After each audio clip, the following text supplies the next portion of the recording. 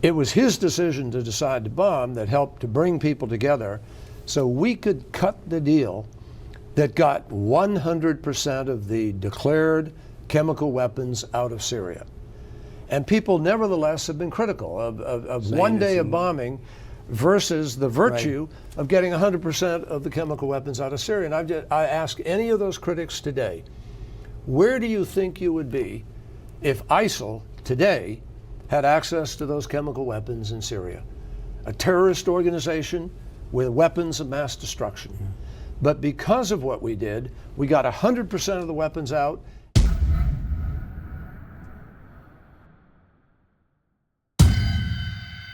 I woke up for some reason. I couldn't sleep. I woke up. I saw a lot of texts on my phone. I saw the news. I cried out of joy. I jumped. I thanked God. I don't know. I was overwhelmed. We've been asking for protection. We've been asking for consequences for more than 6 years. And today, for the first time, it happened. For the very first time, we see Assad held accountable just for once. Held accountable for his crimes against humanity. I was overwhelmed.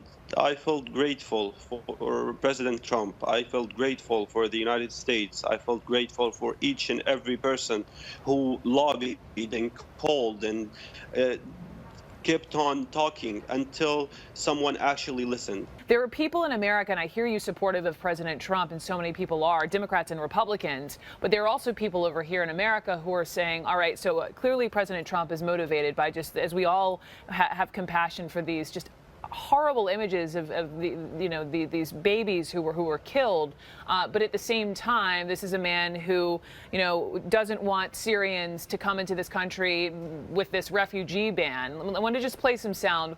Hillary Clinton weighed in. We cannot in one breath speak of protecting Syrian babies and in the next close America's doors to them. Quickly, Qasim, how do you see that? With all due respect, I didn't see each and every person who was demonstrating after the travel ban. I didn't see you 3 days ago when people were gassed to death, when civilians were gassed to death. I didn't see you in 2013 when 1,400 people were gassed to death. I didn't see you raising your voice against President Obama's inaction in Syria that led us refugees, that made us refugees get kicked out of Syria.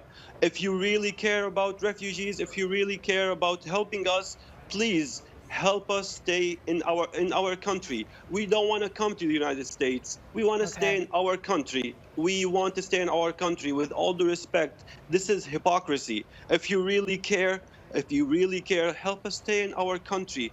We don't want to become refugees. We want to stay in our country. Help us establish safe zones. Help us stay safe in our country. And if you just give me a few seconds just to tell President Trump once again, please, sir, what you did was amazing. What you did was a powerful message of hope for a lot of people inside and outside of Syria. Please don't stop on this. Please help Syrians stay in their country. Please establish safe zones. Please take out Assad air forces so they won't be able to commit more atrocities using traditional weapons. 500,000 people were killed with traditional weapons, just so people can know what we have suffered in the past 6 years.